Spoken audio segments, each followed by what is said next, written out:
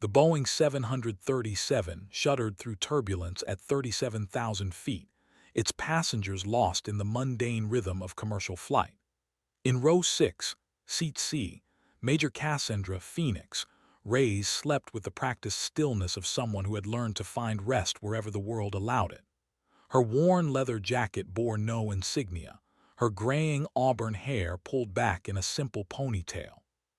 To the businessman beside her, she was just another middle-aged woman flying coach to Denver. The intercom crackled to life with unusual urgency. "Ladies and gentlemen, this is Captain Morrison speaking. We have an unprecedented situation developing, and I need to ask if there are any current or former military pilots aboard this aircraft. Please identify yourselves to the flight crew immediately." Passengers exchanged nervous glances. The usual pre-landing announcements were still 2 hours away. Outside the windows, the Colorado Rockies stretched endlessly below, their peaks catching the amber light of late afternoon. Something was wrong. Cassandra's eyes opened slowly, trained reflexes pulling her from sleep without the startled jolt that would mark a civilian. She'd heard those words before, in different contexts, in different aircraft, but always carrying the same weight. Someone needed help. Someone needed a pilot. The flight attendant moved down the aisle with barely controlled anxiety, scanning faces, looking for anyone who might step forward. Most passengers had returned to their books and phones, dismissing the announcement as routine. But Cassandra had spent 22 years in the Air Force. She recognized the subtle signs of crisis management in the crew's movements, the way Captain Morrison's voice had carried just a fraction too much tension. She pressed the call button. "Ma'am," the flight attendant, a young woman whose name tag read Jessica, approached with visible relief. "Major Cassandra Reyes, United States Air Force, retired," she said quietly, her voice carrying the confidence of someone accustomed to being heard the first time. "What's the situation?" Jessica's eyes widened slightly. She'd probably expected a cocky young man in a military haircut, not this unassuming woman who looked more like a tired teacher than a combat pilot. "The captain needs to speak with you immediately. Can you come forward?" As Cassandra unbuckled her seatbelt and stood, she caught fragments of whispered conversations around her. The word emergency floated through the cabin like smoke. She'd been flying commercial for 8 years since her retirement, but her body still remembered the weight of responsibility, the way crisis demanded everything you had and more. Walking toward the cockpit, she wondered what kind of emergency required military expertise at cruising altitude over the continental United States. The captain's voice on the intercom hadn't just been urgent, it had been desperate. Captain Morrison met her at the cockpit door, his weathered face showing 20 years of commercial flying experience. Behind him, First Officer Williams looked pale, his hands trembling slightly as he maintained their heading. The cockpit felt smaller than the F-16's Cassandra had spent most of her career in, but the smell was familiar, that mixture of electronics, recycled air, and the subtle tension that came with controlling tons of metal through the sky. "Major Reyes," Morrison's voice carried both hope and skepticism. "Thank you for responding. I need to brief you on something that's never happened in commercial aviation history." Through the cockpit windows, the sky appeared normal, the same endless blue she'd navigated for over 2 decades. But Cassandra had learned to read between the lines of normal. The way Morrison's knuckles were white on his clipboard, the way Williams kept glancing at his instruments as if they might suddenly lie to him. "15 minutes ago, NORAD contacted us directly," Morrison continued, lowering his voice so the passengers wouldn't overhear. "There's been a catastrophic system failure at Denver International Airport. Their entire air traffic control network is down, radar, communications, landing systems, everything. But here's the problem. We're not the only aircraft affected." He handed her a hastily scrawled list. 17 commercial flights are currently inbound to Denver. No radar coverage, no radio contact with the tower, and the backup systems failed simultaneously. They're asking us to coordinate an emergency landing protocol using military formation flying techniques. Cassandra felt the familiar tightness in her chest that came with impossible missions. In the Air Force, she'd been known for bringing damaged aircraft home when others said it couldn't be done. Her squadron had nicknamed her Phoenix not because she rose from ashes, but because she made sure others did. Sir, with respect, formation flying 17 commercial aircraft with civilian pilots is suicide, she said, studying the list. Most of these captains have never flown closer than 5 miles to another aircraft. Morrison nodded grimly. That's why NORAD specifically requested military pilot assistance. They said if there's any military pilot aboard any of these flights, they need to take point on coordination. Williams spoke up from the pilot's seat. Major, I've got 18 years flying 737s, but I've never done formation flying. Captain Morrison has 22 years commercial, same story. The passengers don't know yet, but we're essentially flying blind into one of the busiest airports in the country.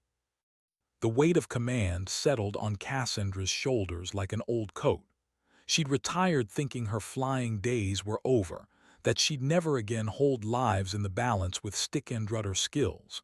But the sky had different plans. "What's our fuel situation?" she asked. "Enough for 2 approach attempts, maybe 3 if we're conservative," Morrison replied. Outside, the Colorado landscape rolled by, peaceful and indifferent to the crisis developing above it.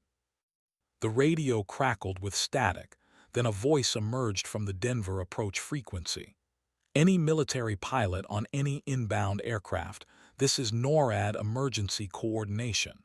We need immediate response." Cassandra reached for the microphone, her hand steady despite everything. When she spoke, her voice carried the authority of someone who had talked fighter jets through storms, guided damaged bombers home from combat zones, and coordinated rescue missions over hostile territory. "NORAD emergency, this is Major Cassandra Reyes aboard United 447. I'm current military, retired Air Force, 22 years pilot and command experience. I can assist with coordination." The relief in the NORAD controller's voice was audible even through the static. "Major Reyes, thank God. We have 17 commercial aircraft converging on Denver International with no ground control capability. We need you to establish a holding pattern and coordinate approach sequences. Can you handle tactical air traffic control from your position?" Cassandra looked at Captain Morrison, who nodded without hesitation, stepping aside to give her access to the radio controls.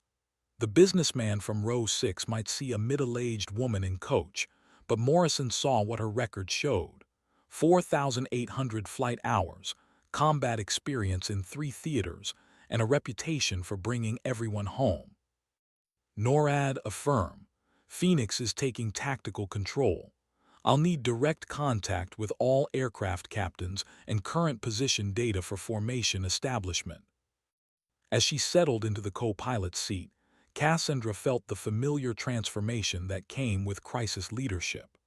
The tired passenger disappeared, replaced by the pilot who had earned her call sign by refusing to let anyone fall from the sky on her watch. Through the windscreen, she could see the first glints of other aircraft in the distance. 17 planes full of people, all depending on a woman most of them would never see. The sky was about to become very crowded. The radio frequency exploded with chatter as NORAD patched through the other aircraft. 17 different voices, 17 different levels of experience and panic, all talking at once. Cassandra closed her eyes for a moment, filtering the chaos into manageable pieces the way she'd been trained 2 decades ago. All aircraft, this is Phoenix on emergency tactical frequency. Maintain current headings and altitudes until I call your tail number. Acknowledge in sequence, starting with the highest fuel state. The responses came back in a mixture of relief and uncertainty. American 1247 had 4 hours fuel remaining. Delta 892 had 3.5. United 2156 was down to 2 hours and 15 minutes. They'd been circling longer than the others. Through her headset, she could hear the subtle differences in the voices. Captain Rodriguez on the American flight had military precision in his speech pattern, probably former Air Force or Navy. The Delta captain sounded young, maybe early 30s, his voice tight with controlled fear. The United 2156 captain was trying to stay calm, but she could hear the edges fraying. "Phoenix, this is American 1247, Captain Rodriguez. I've got former Air Force background, F-15 experience. How can I assist?" Cassandra felt a surge of relief. 2 military pilots made the impossible merely improbable. "American 1247, Phoenix copies. I need you to take position as formation leader for the heavy aircraft. Can you identify other wide-bodies in the pattern?" As Rodriguez coordinated with the larger aircraft, Cassandra began sketching approach sequences on the back of Morrison's clipboard. 17 aircraft had to be separated by altitude, speed, and timing to prevent the mid-air collisions that would make headlines around the world. "Phoenix, this is Southwest 734, came a voice over the radio. "We've got a passenger emergency onboard, medical situation requiring immediate landing." The variables multiplied. Not just 17 aircraft, but 17 aircraft with individual emergencies, fuel states, and passenger loads. Through the cockpit windows, she could now see 3 other planes clearly, their aluminum bodies catching sunlight as they maintained holding patterns around Denver. First Officer Williams handed her a sectional chart of the Denver area. "Major, if the ILS is down, we're looking at visual approaches only. Weather's clear now, but there's a front moving in from the west." Cassandra studied the chart, marking the approach corridors in her mind. In the Air Force, she'd coordinated similar operations, but never with civilian aircraft, never with passengers who had no idea their safety depended on formation flying techniques developed for combat. "NORAD Phoenix," she radioed. "I need current weather at Denver International and estimated time until backup systems are online." "Phoenix NORAD. Weather is clear, visibility 10 miles, but we have a strong weather system approaching from the west. Timeline for system restoration is unknown. Primary and backup systems experienced simultaneous failures. We're treating this as potentially hostile cyber activity." The word hostile changed everything. This wasn't just equipment failure.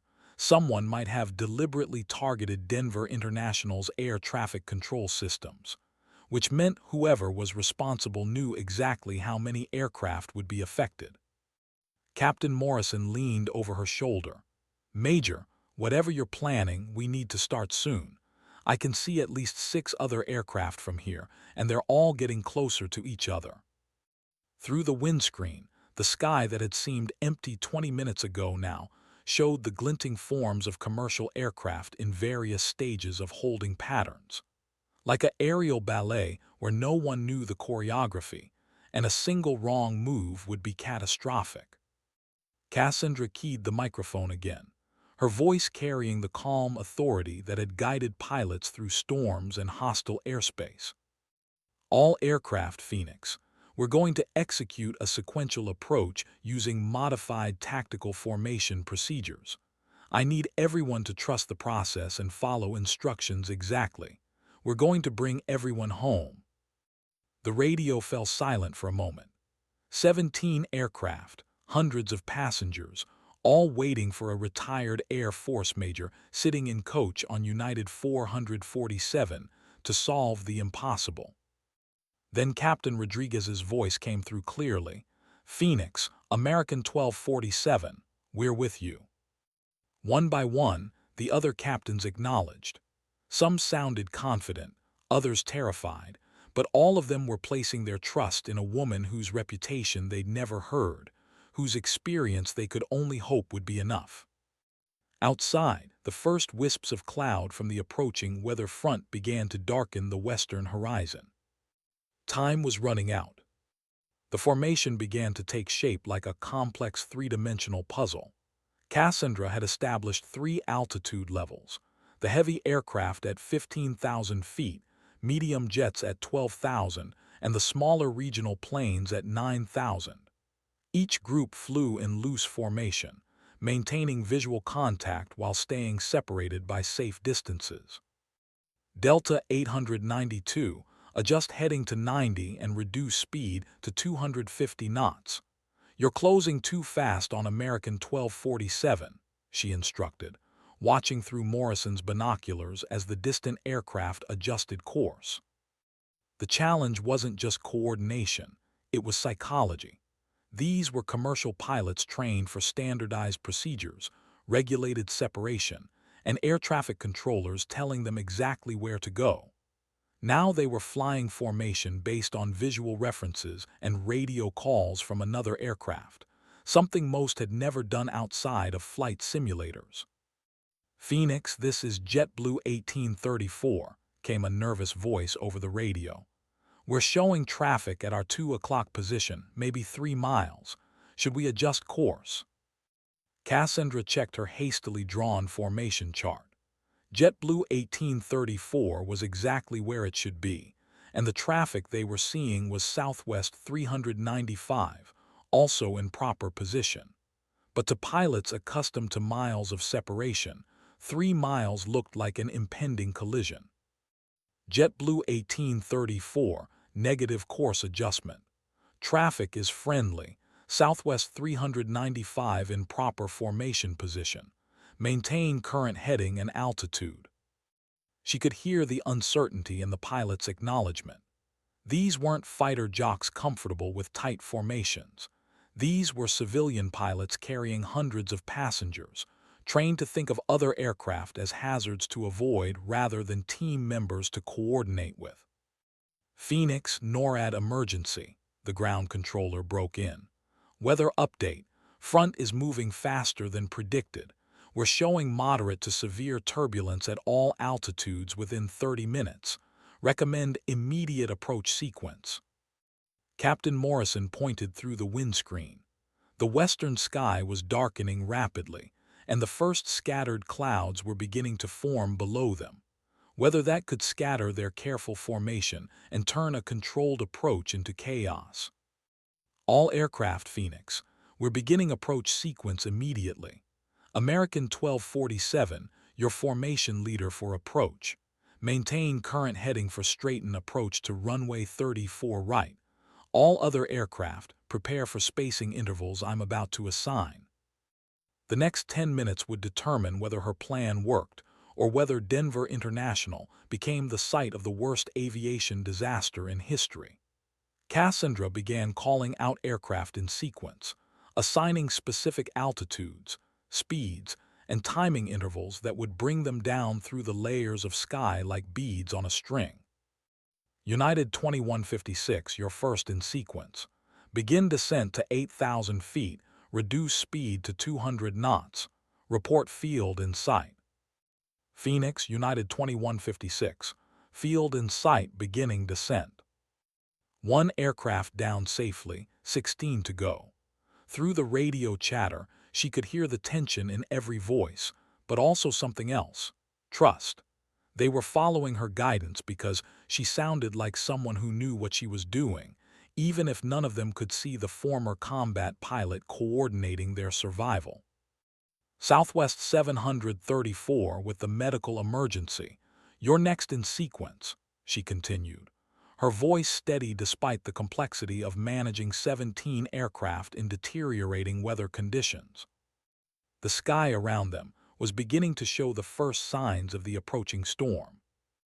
The first 3 aircraft landed safely at Denver International, their pilots reporting successful visual approaches despite the lack of ground control radar. Through the radio, Cassandra could hear the relief in their voices as they touched down and taxied clear of the runway. "Phoenix, United 2156 on ground. Beautiful job, ma'am. Whatever they're paying you, it's not enough. But 14 aircraft remained in formation, and the weather was deteriorating rapidly. The smooth air they'd been flying through was now punctuated by occasional turbulence that made maintaining formation increasingly difficult. "Phoenix, this is Frontier 445, came an anxious voice. "We're getting moderate chop at our altitude. Passengers are getting nervous." Cassandra could imagine the scene in the passenger cabins, people looking out windows at other aircraft closer than they'd ever seen, feeling the airplane shake as it flew through increasingly rough air. The flight attendants would be trying to keep everyone calm while having no idea themselves what was happening in the cockpit. "All aircraft, expect increasing turbulence. Maintain formation discipline and focus on aircraft spacing rather than passenger cabin. We're going to get through this." Captain Morrison leaned over to her. "Major, I need to make a passenger announcement. People are starting to panic back there." She nodded, never taking her eyes off the formation. Morrison switched to the cabin intercom. "Ladies and gentlemen, this is Captain Morrison. We're currently assisting with emergency air traffic coordination for Denver International Airport. We have a highly experienced military pilot on board helping to coordinate all inbound traffic. Please remain seated with seatbelts fastened as we may experience some turbulence during our approach." Through the thin cockpit door, she could hear the murmur of passenger voices, questions and concerns, but also a sense of calm that came from knowing someone was in control of the situation. "Southwest 395, you're fourth in sequence. Begin your descent to 6,000 feet, reduce speed to 180 knots. "Phoenix, Southwest 395. Beginning descent. Ma'am, I don't know who you are, but you're saving a lot of lives today."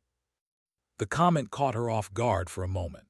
In the Air Force, this kind of coordination was just part of the job. But for these commercial pilots, watching someone manage an impossible situation with calm precision, it must have seemed extraordinary. "Just doing my job, Southwest. Report field in sight and prepare for final approach clearance." Aircraft number 4 touched down safely. Then 5, 6, 7. Each successful landing reduced the complexity of the formation, but also meant they were running out of time before the weather front arrived in full force. "Phoenix, this is American 1247, Captain Rodriguez called. "I'm showing some nasty weather cells moving in from the west. We need to expedite the remaining sequence."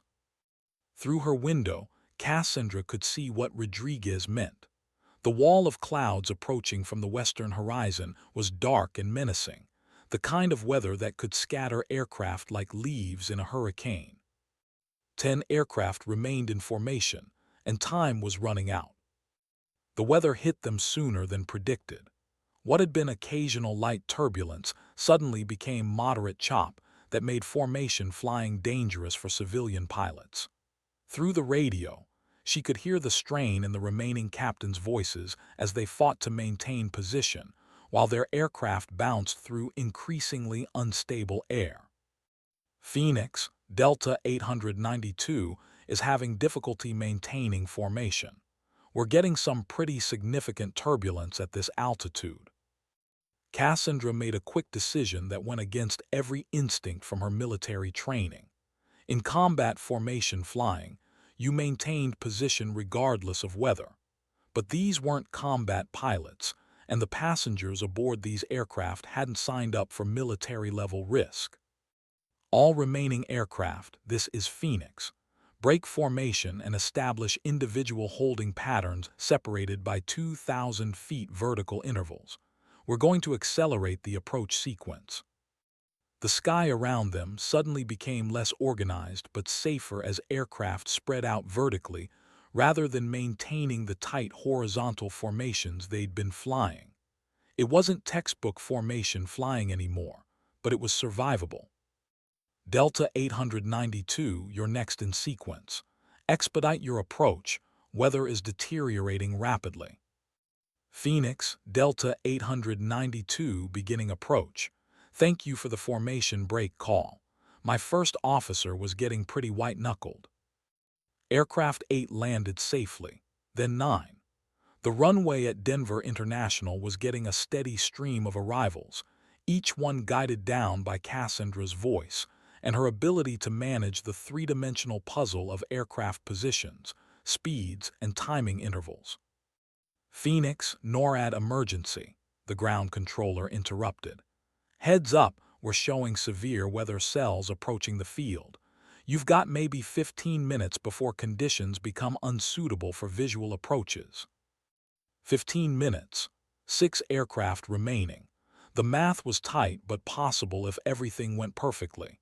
In her experience, nothing ever went perfectly, but you planned for perfection and adapted when reality intervened. JetBlue 1834, you're next in sequence. Expedite descent and approach. We're running short on weather. Phoenix, JetBlue 1834. Ma'am, I just want to say, I've been flying for 12 years and I've never seen anyone coordinate traffic like this. You've got ice water in your veins. Ice water in her veins. If only they knew how her heart was pounding, how every successful landing felt like a small miracle, how the weight of responsibility for all these lives was pressing down on her chest like a physical force. But that was the job. Sound calm, make good decisions, and bring everyone home. The passengers in the back of United 447 still had no idea that their safety, and the safety of hundreds of other people, depended on a retired Air Force major who had been sleeping in coach an hour ago. Through the cockpit windows, the sky was getting darker by the minute. Aircraft number 11 touched down safely at Denver International, but the weather was now severe enough that the remaining 5 aircraft were being bounced around like toys. Cassandra could hear the strain in every radio transmission as pilots fought to maintain control in increasingly difficult conditions.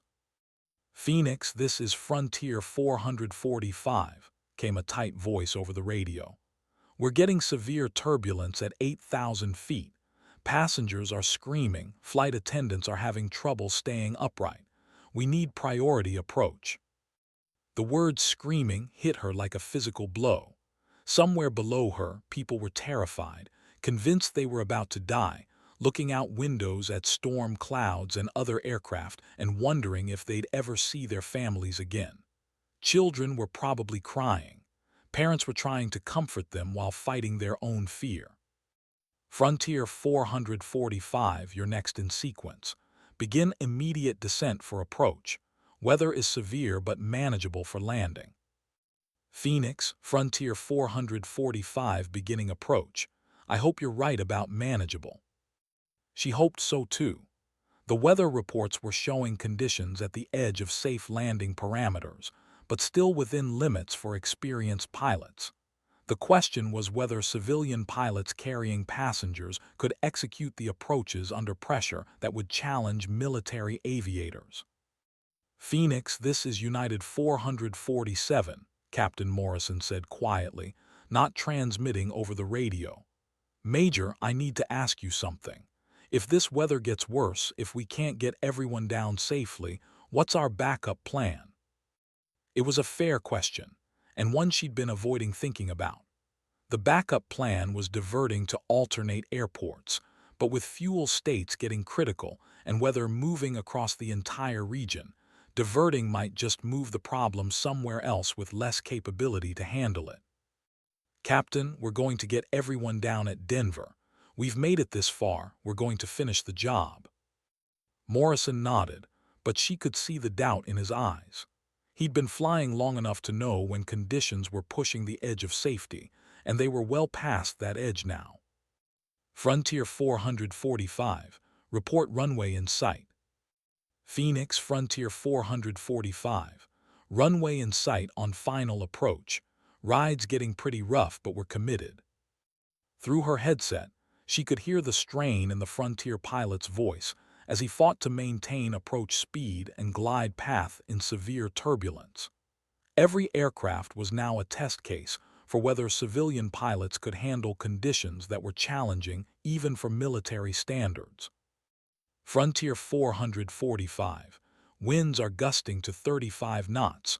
Runway 34 right cleared to land. The radio crackled with static as Frontier 445 fought through the final approach. 30 seconds of silence that felt like 30 minutes. Then, finally, Phoenix, Frontier 445 on the ground. That was the roughest landing of my career, but we made it. 4 aircraft left. The weather was now officially severe, and she was asking pilots to do things they'd never been trained for. But they were doing it, because someone had to, and because she sounded like she knew what she was doing, even when she wasn't entirely sure herself.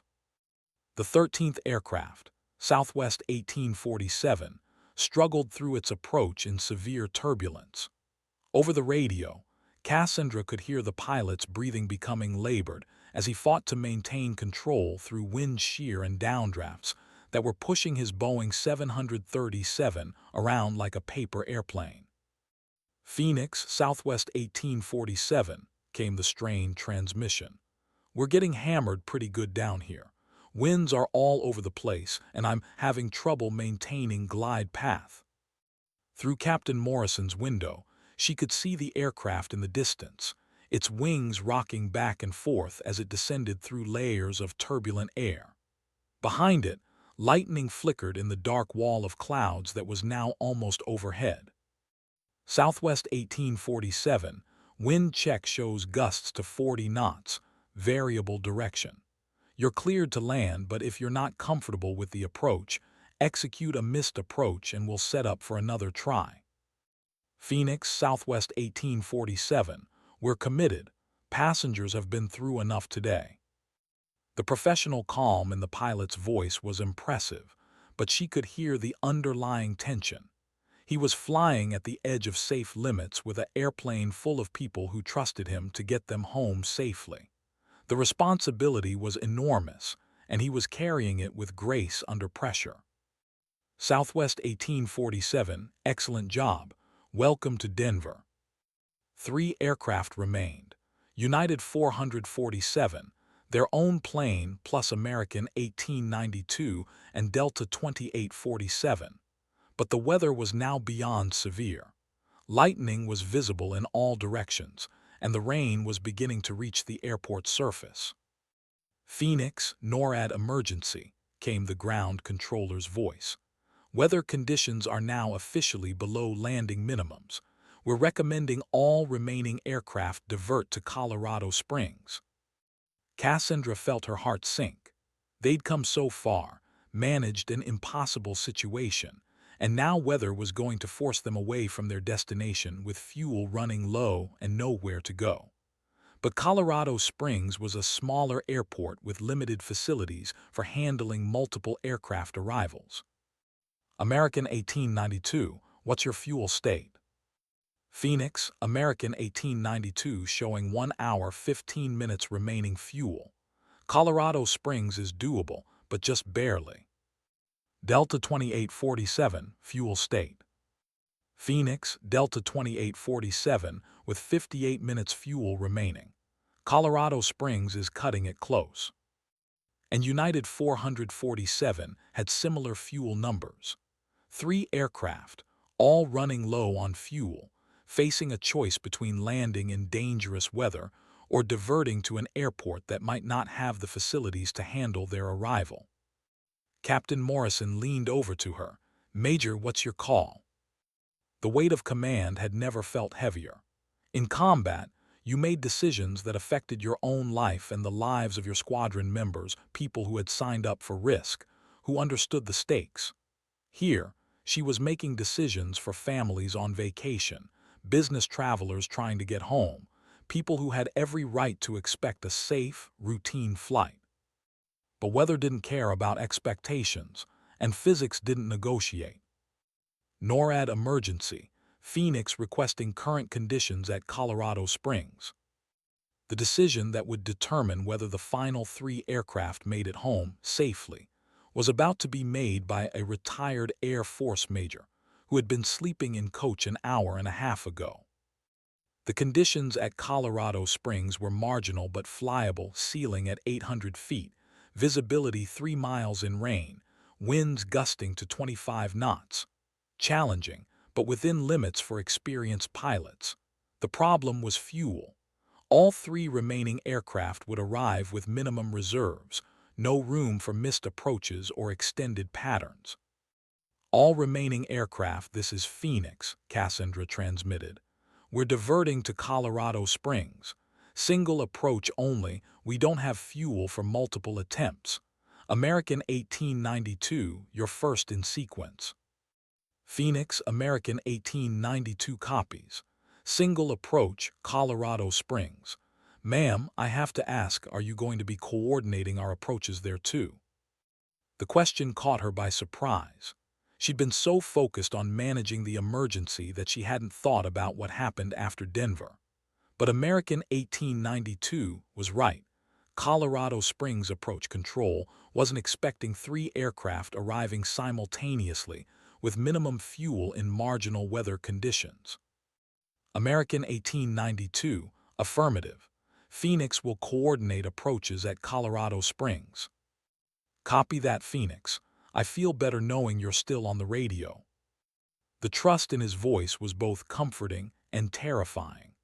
These pilots had spent the last 2 hours following her instructions through an impossible situation, and now they were trusting her to guide them safely to an alternate airport in weather that was testing everyone's limits.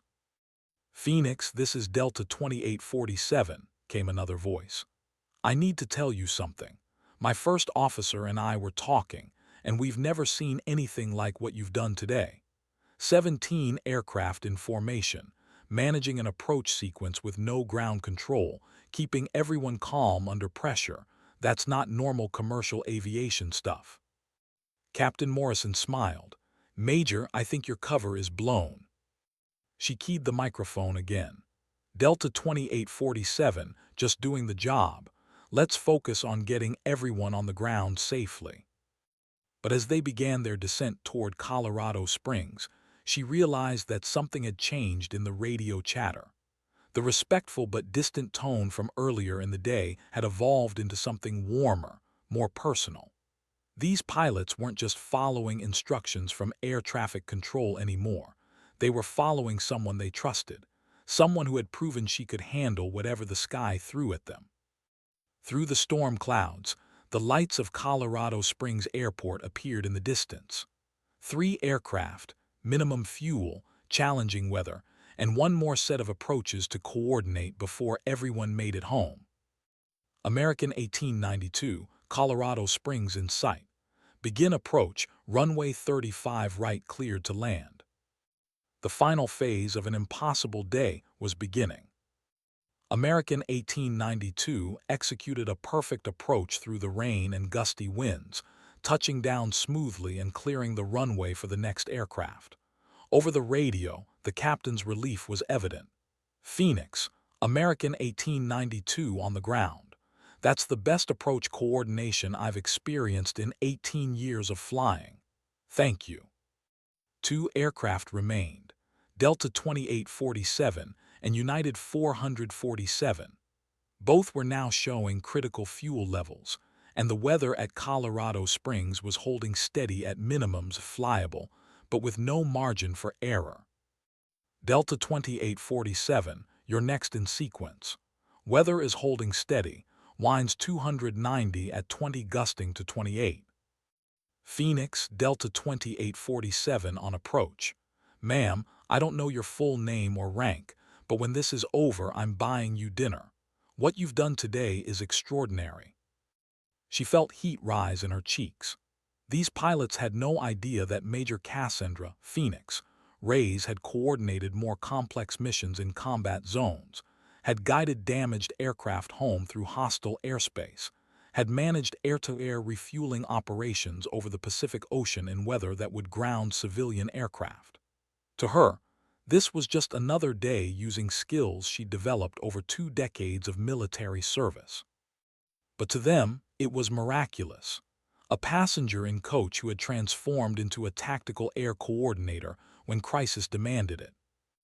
Delta 2847, runway 35 right cleared to land. Nice flying today.